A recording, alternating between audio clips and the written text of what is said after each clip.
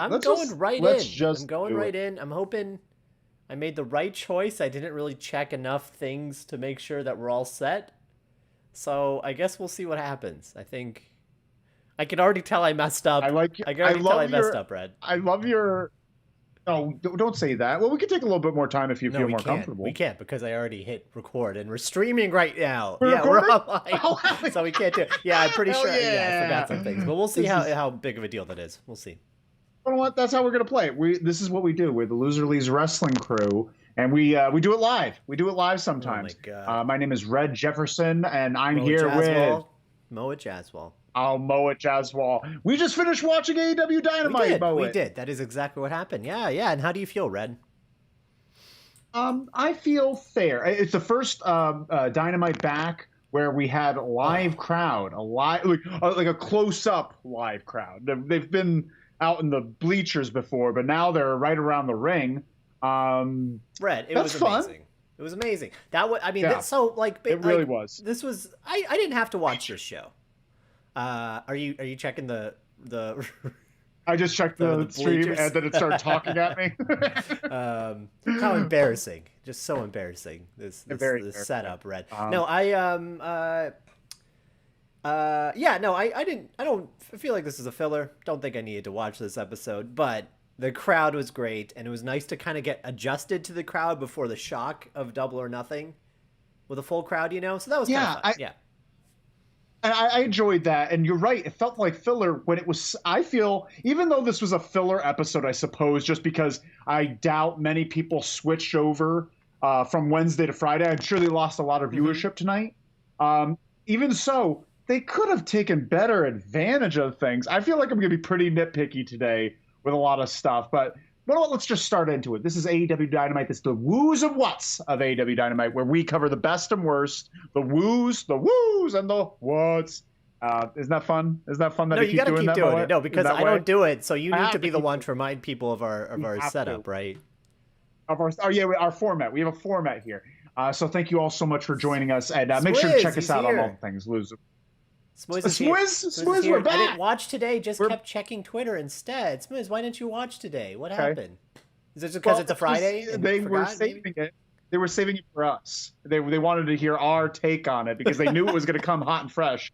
And we're not going to lose it on you, Swizz. Yeah. Let's start off with our biggest woo. The biggest woos of the evening. You want me to go first or should you? First. Okay. Biggest woo of the evening. We already talked about it. The crowd. That is the biggest woo of the evening. I was interested in seeing every segment, no matter what, no matter how bad it was, because I was excited about the crowd interaction or lack thereof, which we'll get to sometime in the show. But that's obviously yours as well, I'm assuming. Yeah, no, so wonderful. Yeah, the crowd I guess just to jump around a tiny bit. Yeah, Orange Cassidy, that was what, I don't think he works half as well without a crowd. I don't think it works at all, basically. It's just so incredible. I don't know. I love that segment, but we'll get to that later. The Inner Circle song, I'm so glad that the wrestlers aren't going to have to sing it anymore because I absolutely hated that from like a storyline perspective. So yeah, all great. And I felt bad for the wrestlers to be forced to do something that they obviously have to do. By contract. They have to by contract. So since we both had that one, I'll give my first woo of the evening that I know for a fact you haven't put down. Ethan Page and Scorpio Sky versus Evil Uno and Stu Grayson. I think this was the match of the night, to be honest, besides Moet versus the Butterfly. Don't bring it up. I think we have to, Moet. But we'll talk about the match first, and then we'll get to Moet versus the Butterfly. Great match. I can't wait. I just love Evil Uno, Stu Grayson. They're just such a great, fluid tag team. And I'm glad that Scorpio Sky's getting something. Ethan Page seems fine. I'm not really. I have nothing really invested in those two, but just the fact that they let Evil Uno come in, clear house, even take some hits. The only issue I have with that match is that the ref counted. So Scorpio Sky was giving what's his face, Stu Grayson, some sort of leg hook or something like that, a heel hook, I believe. And Ethan Page pinned Evil Uno both in the ring. And the issue is the refs should never start counting when there's other people not allowed to be in the ring. That's my biggest issue, Moet. As you could tell, I'm furious about this. Oh, no, keep. Oh, I'm trying to mix replying to the chat and also your eyes. Oh no. Sorry. That's fair. But yeah, essentially that's my biggest gripe. What do we got going on in the chat, Moet? Well, Let me know what's going on. I like seeing the crowd go nuts for Orange Cassidy in the Dark Order. I agree. Chica Marks, thank you so much for joining us. And Mason Rawlinson said, it was good to help build the stories tonight, and I thought the Sting WCW callback was quite comical. We're going to get into that, Mason. We have to get some clarity on that because they did this. But we'll get to that. That's a big what of mine. Moet, what would you say is your biggest woo of the evening? Oh, should we talk about the Moth versus there's not Moe? Okay, fine. You want to talk? I was hoping okay, so I just missed that. Shooting place. I just missed the entire Dark Order match because there was a bad thunderstorm in Austin and a very energetic butterfly, flew in, and this is a picture of the butterfly being caught. It took literally the entire length of the match to catch that butterfly. I texted you as soon as it happened, and it was the pin, right? The pin looked great. Yeah, as the pin was going on, Mo let me know about the match he was having at home, and he won. You got the 3 count. That Moth laid down for you. And is the Mouth now outside? It's or gone. Did you finish it? No. We let it out. Yeah, because it didn't. You feed it to Atticus or something. So I missed all of it, but I'm glad you loved it, and I like all of those people. That's all I have to say about that. Very political answer, Moet. What would you say your biggest woo of the night is? With something that came to mind for you. And I didn't get a chance to really think about it. The crowd. We already talked about that. They have a slightly bigger belt for the women's division now. Did you hate that? We could talk about that. No, I like it, but it's still the thing is like they've made it slightly bigger, but it's still pretty tiny. Like it's just like I felt like I wonder who is designing or has the choices here, like because they're like that belt is ridiculous, but this belt and it's literally just the slightest bit wider. The slightest. Yeah, you're right. bit. No, I kind of hate it. You're right. I don't know why. Sound off in the comments if you thought that was almost comical that they presented her with almost an exact same belt, almost the exact same, and treating it like a different idea. Yeah, yeah. But yeah, that made you happy? Was that a big woo for you?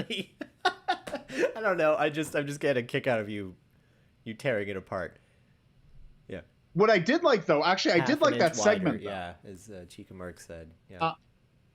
Thank you, Chica Marks. I would say though that segment was good in total. I like that they treated Hikaru Shida like she was a big deal, and that she should be celebrated for having to do a very hard job of being the top of a division during a time when no fans are there. That must have been pretty disheartening to have a whole title reign when there's no fans to enjoy it with. It's literally the entire title reign, right? I mean, or when, yeah. Yeah. Oh yeah, 100% up until this Sunday when it's taken over. I mean, it's a little sad to think about in that way, but But Britt Baker totally deserves it. She's one of the best acts in the company right now, and the crowd is behind her. And there's like proof now that there's a crowd. Yeah. Like they were, chanting or calling along to the DMD thing, and I don't know. I just felt very proud of her. Like she called out the Austin promo, the 316, and it sort of feels like that. Like it feels like it's like she's right at that level right now, where she could just like rocket to this like stardom, depending on what happens this year. So it's very exciting. Yeah. Exactly, and I'm glad that they had the opportunity. It was just a very good. It wasn't too long. Shida like made her points and got to express herself a little bit, but they didn't let her linger on too long where she felt uncomfortable or anything like that. It is a second language, so it is difficult, but she looked great out there. Tony did a good job of like kind of like just making it flow well, and then Britt just closed it off wonderfully. Great job, women's division, because you guys are really trying your best. Moet, do you have any other big woos of the night? No, I mean, like nothing was like too exciting tonight. It was just a good episode to get ready for Double or Nothing on Sunday. So yeah, I mean, what about you? Did you? I had a few, like the Hangman versus Janela match. I think should have opened the night. Mm-hmm. I think that was a much more exciting match than Darby and Cesar Bonini. And I thought it was great. Except the only thing I didn't like is Cage coming in at the end and threatening Hangman. By the way, Janela busted the fuck up out of Hangman. What did he do? Twice. Something. His tongue started bleeding or something. Yeah. I don't know. And then his head. For those who haven't seen it, Joey Janela versus Hangman Page. Hangman Page gets the victory, but somewhere during the end, first he busts up Hangman's mouth and he's bleeding out the mouth. And then right before the finish, he's like gushing blood out of his face. It's really distracting. Did you catch when it happened? It had to happen during the commercial, I assume. Or maybe when Janela did, what was it, like a? Oh no, it was like a suplex into the bottom turnbuckle. Because you think it was the German suplex? I don't know. It doesn't make sense because it's like the front of his head, and then the back of his head got hit. So, but it was like immediate when he got up from that. So, sound off in the comments if you know when he got hit, because we were able to pinpoint when Orange Cassidy lost consciousness last time we were here. Let's see if we could pinpoint when that happened with Hangman. But other than that, and the only other woo I kind of have, and I want to get your thoughts on it, was the Moxley Kingston promo. Do you like that stuff? I kind of like it, but it's like I don't think it's good. Like they're not. I don't think it's good either. Don't get me wrong, it wasn't good, but something that when Shivani was bringing them up, he's just like, and here's a thing about Moxley, the Wild Thing. I would love for their team to be called Wild Things. Get away from the Wild Thing stuff, Red. This is ridiculous. No, this is great. Oh man, no, You don't like Wild Things? That's a cool nick. That's a cool tag team. Yeah, but like, I don't want to hear that song anymore. I don't want them to be even more associated with that stuff. It's very silly. Well, we didn't talk last week. We went on a brief hiatus. But did you watch last week's episode? What happened? I'm pretty sure I do. When Moxley came out, they had a different rendition of Wild Thing. They had a different rendition, which was a better rendition for the crowd. Because the original is a little too folksy, but they had almost like a hard rock version. Right? Because it's a reference to New Japan.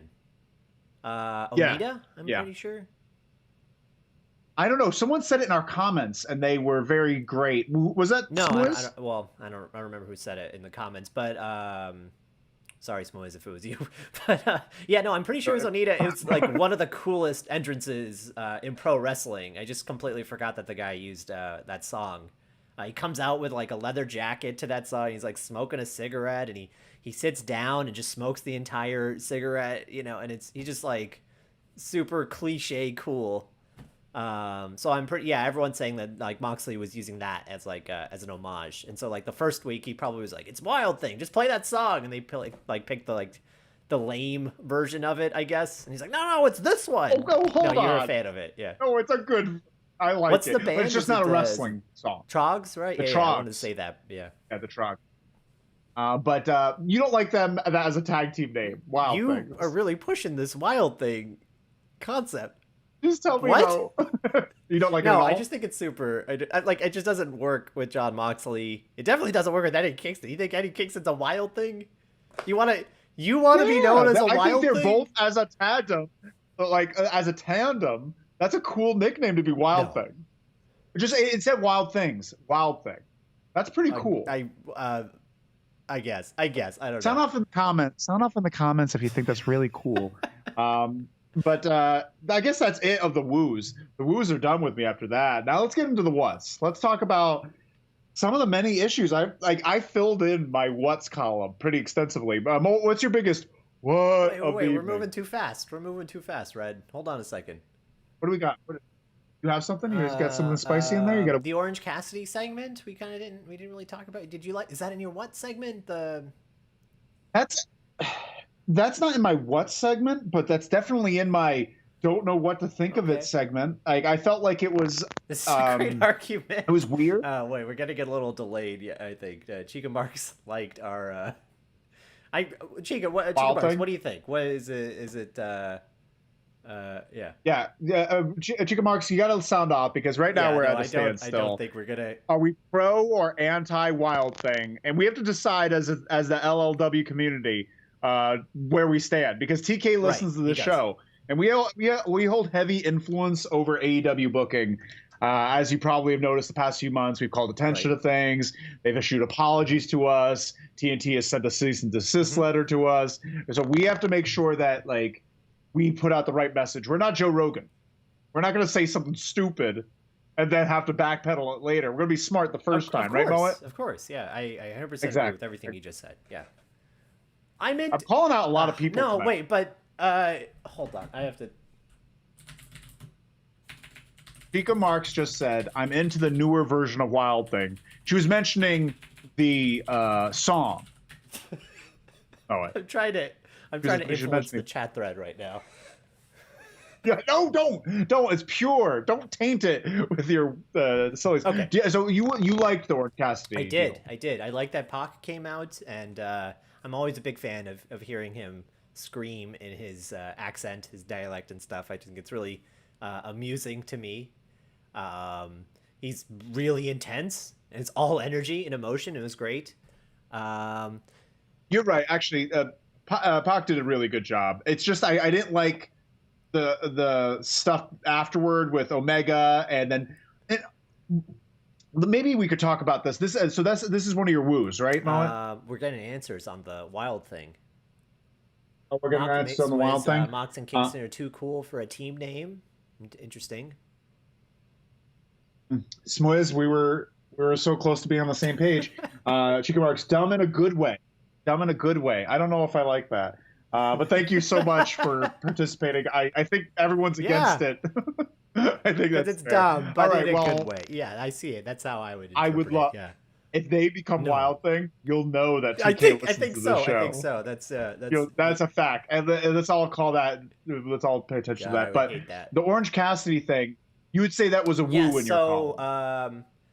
They kind of overbooked the segment, like they always do. I think I don't know who in the Kenny circle books those segments. Don Callis has like a video. A pre-taped video promo that is clearly pre-taped because like Pac didn't. There was no interaction. Well, just that, but Pac didn't mention Don Callis once. What I assume is he probably had to be like, I don't need you or your dumb manager, but he doesn't mention him once. And then Don Callis's promo was like, hey, I'm not coming out here. I'm not. He's like talking all about himself. So it's clearly like some miscommunication, which is fine. Yeah, it's just fine. Makes sense. It was just a little awkward, you know. Yeah, then Kenny comes out, tries to beat up Pac. The Good Brothers come out, but then Death Triangle comes out to get the Good Brothers away. This is all garbage, what I'm explaining right now. It was just too much. Yeah. But then Orange Cassidy. And everything after that, I thought was fantastic. I think it was fantastic because of the crowd, because I got to see him in his true element with a crowd that adores him. Yeah. But like my thing is, this is the first time they're having people back, right? Yeah. This is the first time there are people back and they're surrounding the ring, and you want to make it the best experience for them possible. And this is actually going to go into my first big what of the evening. They didn't play to the fact that no one's been in a crowd for a year.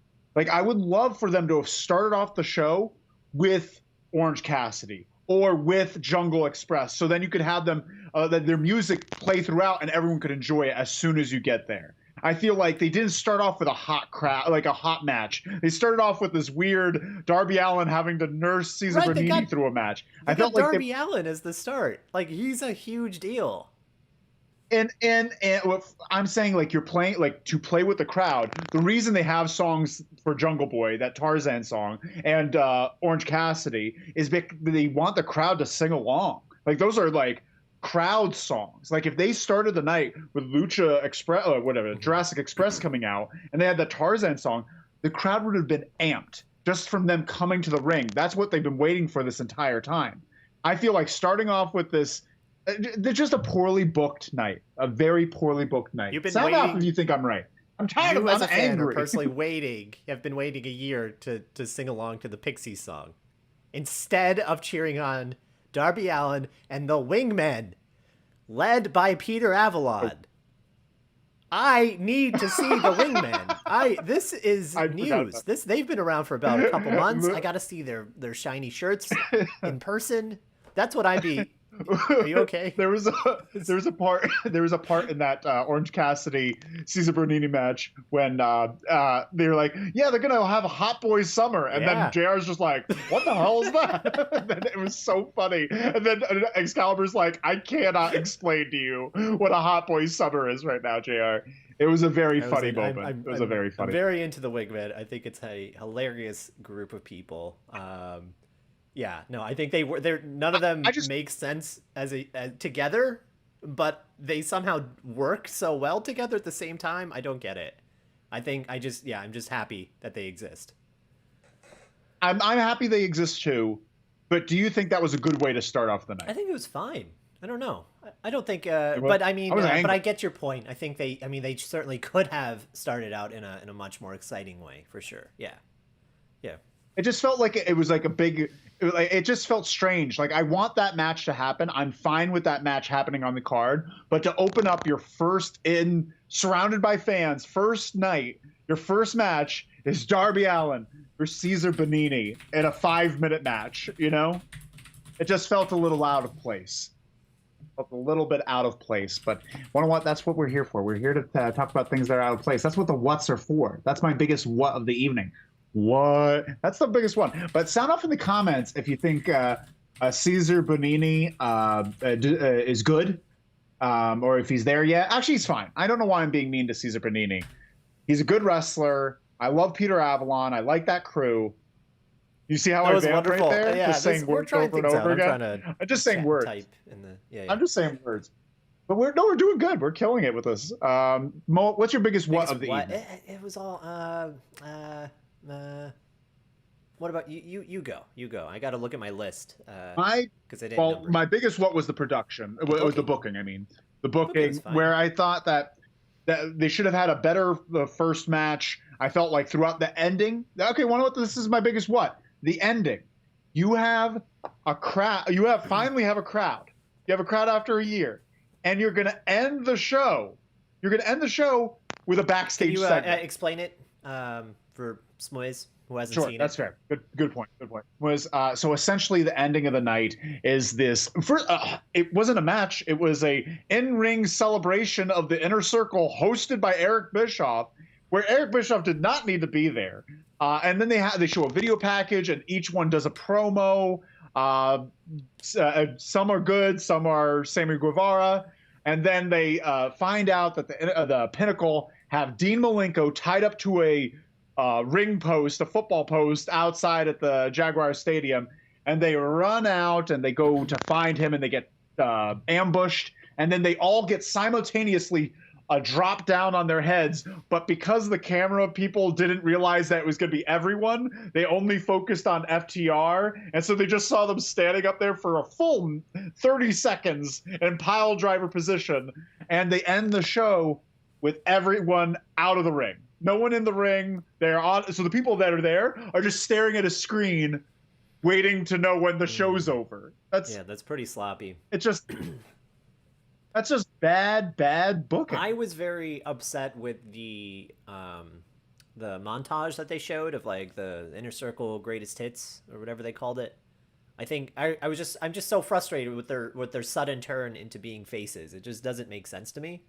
So like if I was in the crowd cheered it, that's fine. If I was in the crowd, I'd probably cheer it too, because like I do think the Inner Circle has like a history with AEW, and it's like pretty exciting to see like a stable grow from essentially the very beginning of AEW into kind of what they are now, and potentially like disbanding at this point. But their montage of greatest hits is them destroying all of the faces of AEW, them throwing Orange Cassidy through a table, or Jon Moxley through a table, and it's like it just doesn't make sense from a story perspective why you would show the crowd that. Just go like, it's already a silly thing to cheer Chris Jericho after the year he had, as a, in story, sure. Of course.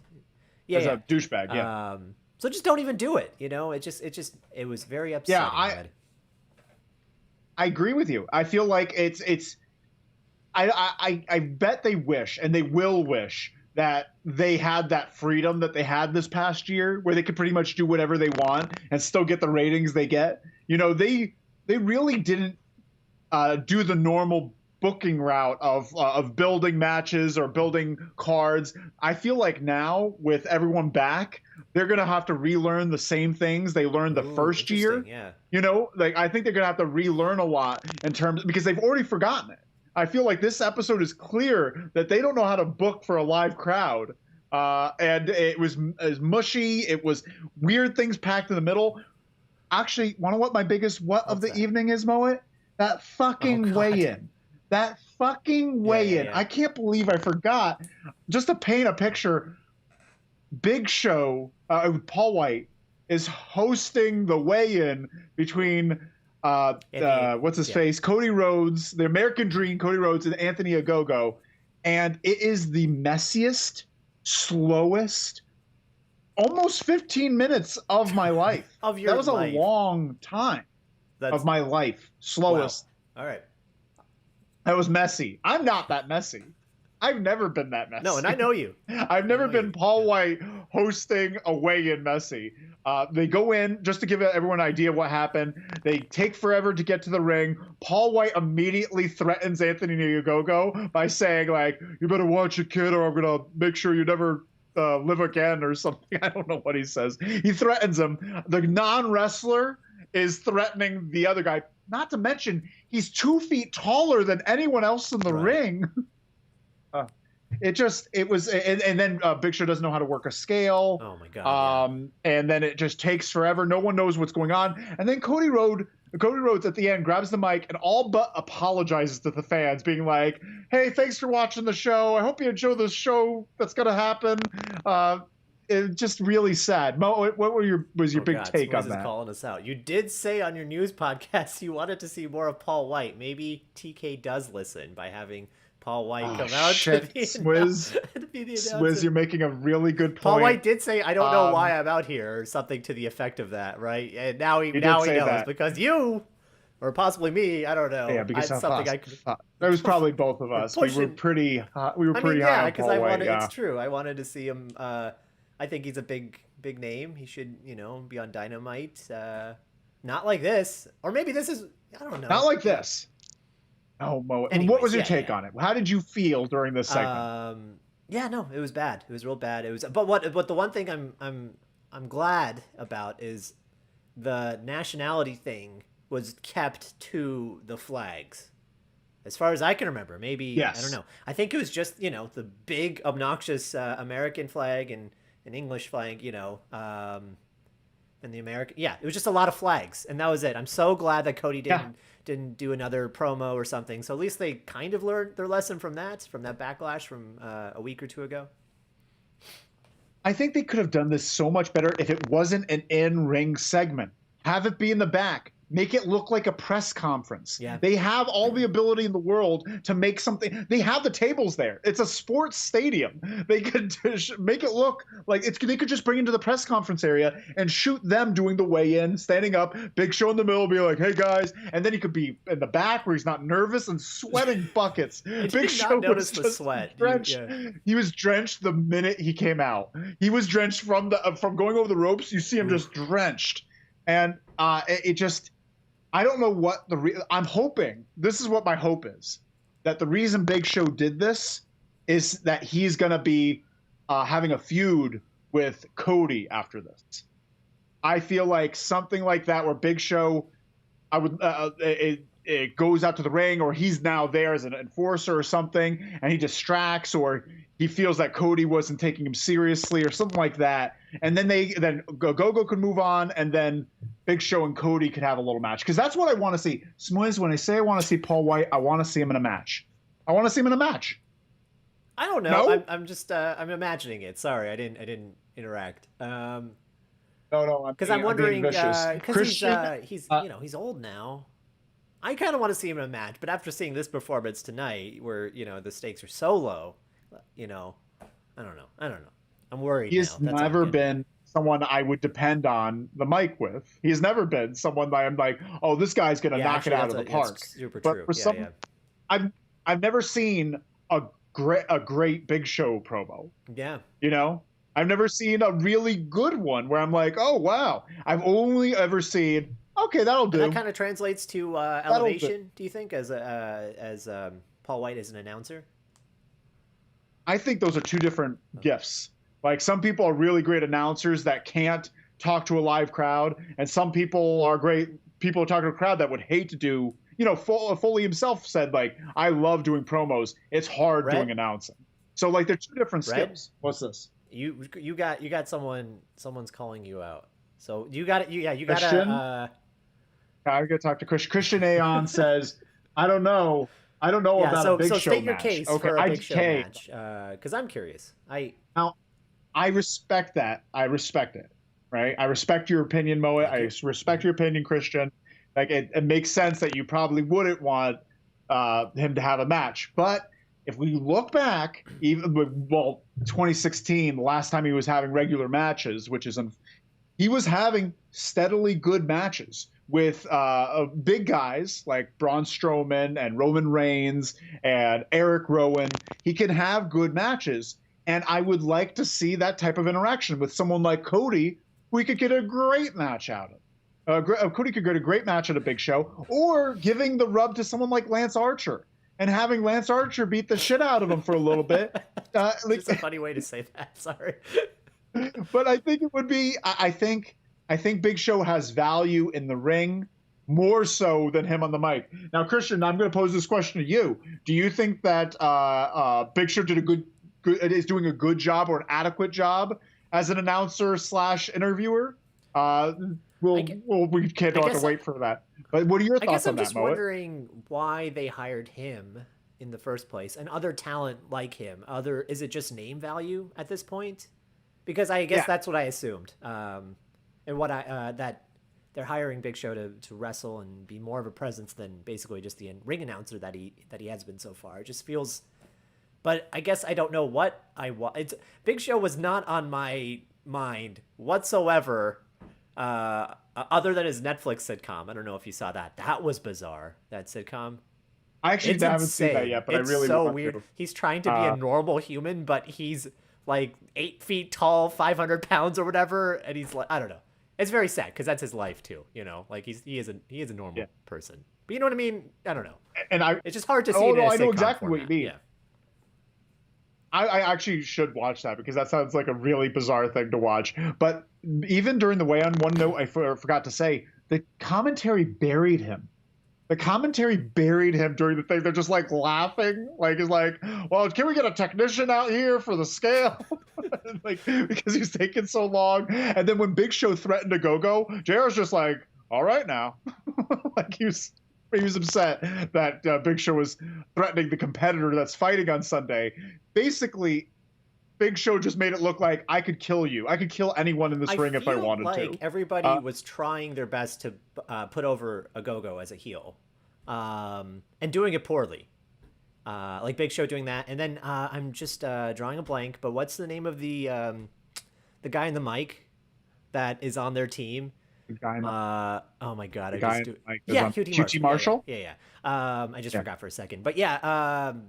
He did a shit job the entire time. Everything he was saying was just very, very stereotypical, like caveman style psychology, like wrestling psychology, where like you talk like this to introduce the heel, or you people, and then you talk like this to be excited about Cody Rhodes. You know what I mean? Like, it was all very just straightforward, and yeah. Want to what my take on that is? I don't think that was his fault at all. I think he wasn't supposed to say anything. I think he grabbed the mic because Big Show ended the segment. That's the way in, everyone. That's it. Have a good night. And then QT's just like, this sucks. I'm going to try something. And then he just rambled terribly. It was very bad, but he was trying to save the segment. And then Cody ignores that completely. He's like, well, I hope everyone's having a great night so far. We're seeing Double Nothing. Thank you so much. Like he's like me when something's going wrong. I'm like, we're doing great. Thank you so much. And that's what he's doing 100%, at the end of that. Being the EVP. It wasn't him being Cody, the wrestler. It was like, I just hope everyone has fun tonight. Come pay us more money, please. Christian just responded, I think he's doing an okay job as an announcer. I agree, though. I think he would have an awesome match with Cody. He would need to turn heel, though. Agreed. he would need to turn heel. Swizz says this QT Cody feud has gone downhill. Started well with the start of QT's faction. Now it just stalled. That's the issue with every single AEW program. Really? Every single. I feel like they start off really great.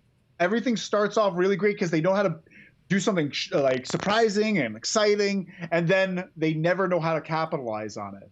Like almost every single great moment that we could think of, the next week has been rough.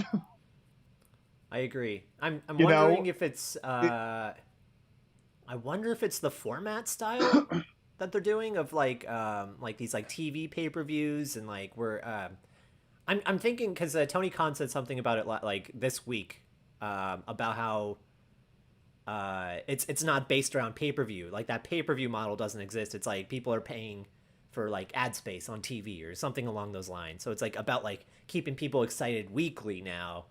And that's why you get like Winter is Coming and these like quarterly TV pay-per-views or whatever. I wonder if that's messing up the storylines. I don't know. What do you think of that? Yeah, well, oh no, 100%. Like I feel like he's constant. Like one way he books this show, like Heath Ledger's Joker. Like he's like he books it like that, where he's like, I'm like a dog chasing cars. I wouldn't know what I did when I caught one. Like he's this like look at something, he sees something. This is what he likes, and when he gets there, he's just like, well, now to the next one, and he just completely sidesteps. He just wants the moments. He doesn't know how to finish the story. Yeah.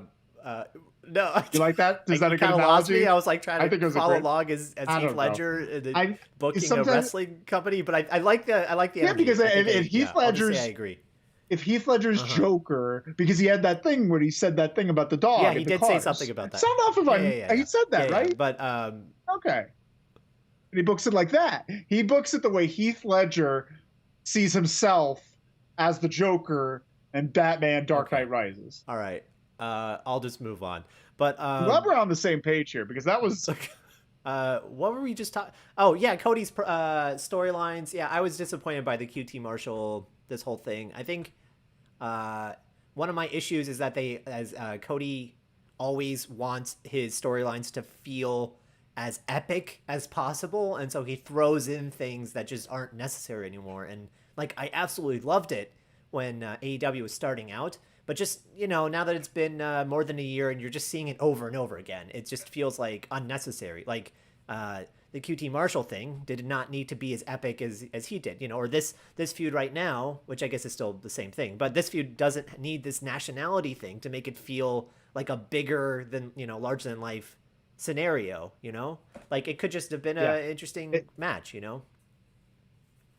Yeah, it really feels like they're just trying to add so much into each thing. They're trying to have it mean so much rather than because of TK only doing booking week by week, trying to get that big spot. It's hard to generate an organic feeling in 1 week. Like.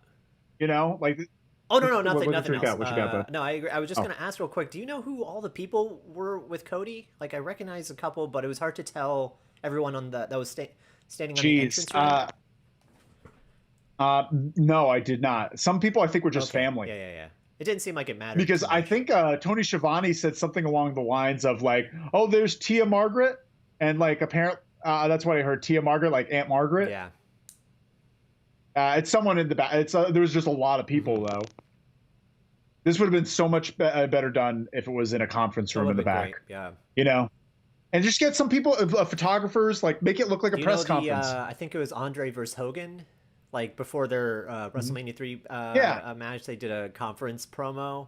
I think it was a contract signing. So good, so absolutely insanely good. They do that a lot still. Oh wait, what's that?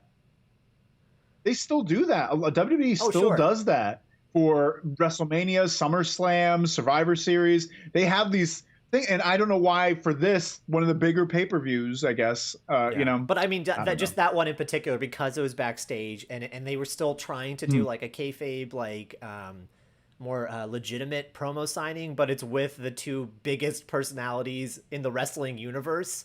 And I just love that segment so much. It's just they're trying to be normal, but there's no possible way those two can be normal. Yeah. Anyways, and that would have been a really cool thing for them to do because they have the capabilities. Felipe Ramos, the nationality thing just feels so old to me. Agreed.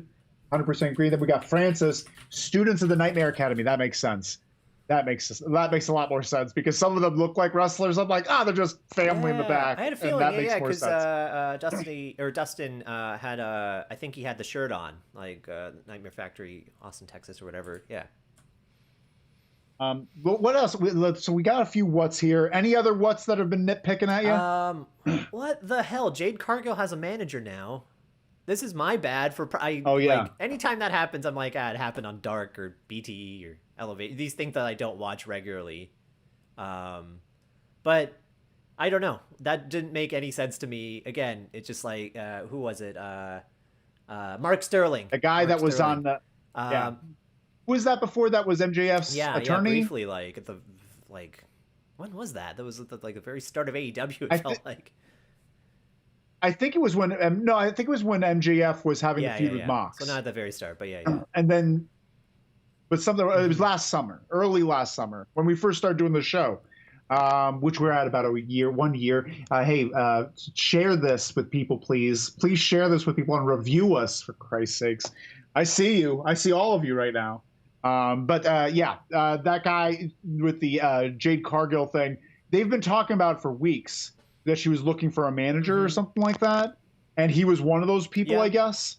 I just don't like him very much. Yeah, because he's not really in the storylines the way at least Matt Hardy is. Matt Hardy is like a manager in the wrestling, AEW world and stuff. I guess Mark Sterling. It just felt like random. Like I just thought Jade's whole thing was she wasn't going to pick a manager, or if she did, it would be like a really big deal. And not like some schlub, sure. So I'm just shocked because her whole thing is she's like kind of independent. That's her whole, I'm that bitch. Okay, I said it. I'm that bitch. I didn't want to say it. I was trying to be like she's so independent and no. She's got a T-shirt that's to that effect, Moet. Sure. No, but you're right. I would have preferred her to be solo. Yeah. Or if she is with someone with a little bit more notoriety or prestige, honestly. She would have a great manager, Eric Bischoff. Yes, have Eric Bischoff be her manager. That would be amazing because that's a good use of Eric Bischoff rather than what we're seeing right now. This guy could go kick rocks. Eric Bischoff would be a good heel manager. Yeah, that would have been very interesting. Yeah, he even brought in during his intro before he called out the Inner Circle. He kind of referenced the NWO and how he helped bring them into WCW on TNT and how that changed the wrestling world. Mm-hmm. Easily could have said set that up with Jade Cargill as the next big deal. 100%. What did you think 100%. Of the? A couple people are asking about the new design of the space. Sorry, I'm just losing my words. Yeah. What do you think of the? Yeah. I noticed someone said that. Who said about the hard cam? Felipe. The issue with the hard cam. I agree. I felt like the people doing the show in the back, the director, didn't know where to keep it at times. They seemed a little confused. I don't like the idea of. I don't even like the AEW idea of facing the Titantron. I don't like that. I don't like the fact that they face that way. I prefer them to face fans. Honestly, I like to see the fans jump up and get down. Jump up and get down. I did not. That was meant completely. Accidentally. It's like the whitest version of a hype man ever. I prefer the fans to jump up and get down. But don't stress yourselves out. Take a break if you need to. All right. Hey everyone, can you get low for me? Can you get low? Can you hit the flow? Just going. What do you mean by facing the fans? Though I don't understand. So because how WWE does it. You face the fans. Of course. The entrance on the left or the right, whatever you want, but face the fans. And AEW is now messing with facing. They had two hard cameras today. They had one facing the entrance, and then they had another one facing the flags for the weigh-in segment. Where the screen was. Yeah, like that camera was meant to see the screen. Yeah. Oh, that's and the screen. flags in that right, scenario, right. But yeah. So it's just very. They're still figuring it out. I don't like what they're doing right now. I'm unsure where I am in the building. Have something consistent. Weird that they just had one entrance, after getting used to the double entrance for like a year or so. I'm not sure what the deal with that was. If they're, yeah. Want to what? Because they're going to have fans so close to the ring, and they probably wanted to get them as close to the ring to possible. Having a second entrance would take out another huge section of fans, and they're already taking out a huge section for the production.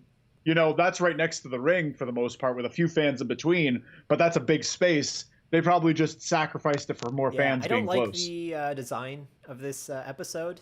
I don't like it, but I also get a feeling that it's temporary. I don't know. It's just kind of a hunch because they're about to go on. Yeah, they're about to go on tour again in the next month or two. So I'm assuming it's just a temporary thing. Maybe they're setting up something crazier for the pay-per-view, a crazier setup or something. I don't know, but so I'm okay with it now. Fear not, friends. I think it will be a go. It will be gone. It won't look like that next week. I don't think. Super weird. Super weird where that video screen super was, weird. But luckily they didn't use it too much throughout the show. I also have a big what, and we discussed it lightly before. Someone mentioned about an old WCW trope of the Sting masks. The many people, friends of Sting, right after the Evil Uno match, right? It was after the Evil Uno match, and then Ethan Page and Scorpio Sky are in the ring, and out come this legion of Stings and masks. And obviously, every single one of them, obviously not Sting, besides the tallest one. The tallest one is 6'5" Sting, with all these small people with weird hair. The only one that looked like the tallest, like a 60-year-old man, just barely making its way to the ring. The thing is, I feel like it's such a wasted moment. If they just had the Darby Allin versus Cesar Bononi match with just them, save the Sting entrance until now. Save the Sting entrance when he first appearance and he comes out, and then he just has a stare down where he kicks everyone's butts and kicks them out of the ring. Why would they have Sting show up in the beginning, not to his music, so the fans already have seen him and they don't care, and now you have him coming out again with a very bad, poorly produced segment. I was so angry. I think it's annoying because it just felt so unnecessary. It felt like you're just trying to put in a reference to something that happened 20, 30 years ago, whatever it was, and do it poorly. Like you didn't do it as well as WC. You took something from 20 years ago and didn't put any more effort than they did then.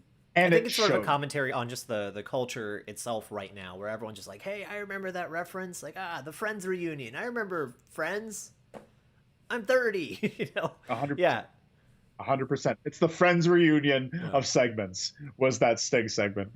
That's a good one. That's much better than my Joker analogy. Just calling that the Friends reunion part of the show, where only a select few people would enjoy it, only because it happened before, but not because it's good. Right? Yeah, I like that you're making it sound like I came up with that. It makes me feel like a smarty. You did. Smarty pants, so I appreciate it. Yeah. Friends, we're gonna have a Friends reunion segment of each show. We're gonna be like, what's the Friends reunion segment? I hated that. I hated that very much. Interesting, Felipe, with some insight. I read that. So, in fact, if you see closely, the Stings are the same Nightmare Factory students. That's fun. That's fun. I don't know, just fun. Yeah, I guess. I think it would be more fun if they didn't come out earlier in the night, so someone could recognize. Oh no, this. I mean it's dumb as hell. But I always like to figure out who's doing a little cameo or something. Like when they would do big. CM Punk as a gangster. Yeah, the WrestleMania entrances. CM Punk is a gangster, or and they would usually use NXT wrestlers. Charlotte Flair was in Triple H's entrance, and Sasha Banks and whatnot. It's cool. It's great. It is cool. It is cool, and I'm happy for them because that's a fun thing. But I have one more what of the evening. Do you have any other what's more? But I will probably agree with you, whatever you're about to say. I think you will. This is what my last what of the evening is. Jake the Snake's voice. It has gotten to a point where I love Jake. Well, I don't like Jake as a person, but I love Jake's promos at times. But the past, I'll say year, I'll say the entire part of quarantine, he has not cared. He has not cared enough to be consistent. And today he just sounded tired I think his best promos are when they're thought out and they're quieter in a backstage setting. Him screaming sounds so bad, and I just don't think he fits with Murder Hawk anymore. They don't make sense together. In this episode? So after the Rusev match, after the Rusev versus what's his name? Martin, something Martin. Dante Martin? Yeah. Crap. From Top Trevor Flight. Martin? Johnny Martin. We'll call him Johnny Martin. And they had a match together. And then afterwards, Rusev beat him. And Jake comes out, gravelly as hell, and he's talking to Miro. Miro makes fun of him. And then while Lance is beating up Miro, Jake is screaming over him, over the action in the ring. And I think it's time for Jake to move on. Yeah, he's similar, I guess, what I was thinking about earlier, Big Show, where it sort of just feels like they're there for their former prestige. I don't know. Jake was so good when he started. I'm not sure what happened. Maybe he killed it. He was killing it those first few months. Maybe with the crowd back, he'll be able to work off of them or something. I don't know. I'm just hoping, because his debut promo in AEW is amazing. One of the best. No, probably not ever. That's insane to say. I'd say it's one of the best of the 2000s. Yeah, thank you. Yeah. I think I'd say, and which would then put it in contention as one of the best ever. It's definitely one of the best in AEW.